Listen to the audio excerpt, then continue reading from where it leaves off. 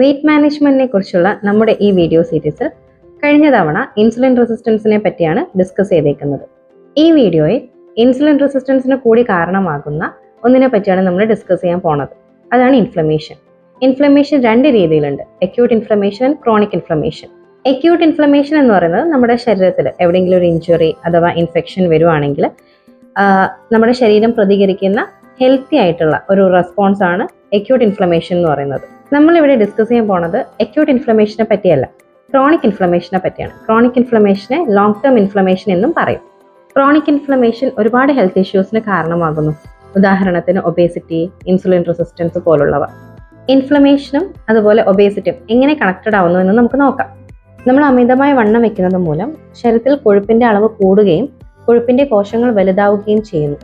ഈ fat cells inflammatory chemicals എന്ന പേരിൽ അയക്കുന്ന സിഗ്നൽസ് ക്രോണിക് ഇൻഫ്ലമേഷൻ അഥവാ ലോങ് ടേം ഇൻഫ്ലമേഷന് കാരണമാകുന്നു.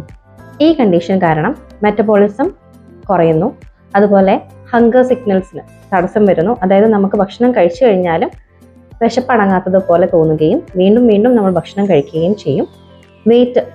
നമ്മൾ വെയിറ്റ് മാനേജ്മെന്റിന്റെ ഭാഗമായിട്ട് നമ്മൾ വെയിറ്റ് കുറയ്ക്കാൻ ശ്രമിക്കുകയാണെങ്കിൽ കൂടെ വെയിറ്റ് കുറയാൻ പറ്റാതെ വരിക. കൂടാതെ മസിൽ ലോസും ഇതിൽ സംഭവിക്കുന്നു.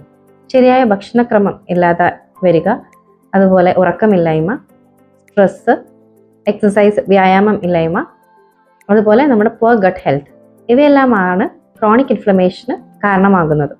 ഇതെല്ലാം പ്രോപ്പറായിട്ട് നമ്മൾ മെയിൻറ്റെയിൻ ചെയ്യുകയാണെങ്കിൽ ക്രോണിക് ഇൻഫ്ലമേഷൻ മൂലം ഉണ്ടാകുന്ന ഹെൽത്ത് ഇഷ്യൂസ് നമുക്ക് ഒഴിവാക്കാൻ സാധിക്കും. അടുത്ത വീഡിയോയിൽ വെയിറ്റ് മാനേജ്മെന്റിനോടനുബന്ധിച്ചുള്ള മറ്റൊരു ടോപ്പിക് നമുക്ക് ഡിസ്കസ് ചെയ്യാം. ഇതുപോലുള്ള ഇൻഫോർമേറ്റീവ് വീഡിയോസിനും ഹെൽത്ത് ടിപ്സിനുമായിട്ട് നമ്മുടെ പേജ് ഫോളോ ചെയ്യുക.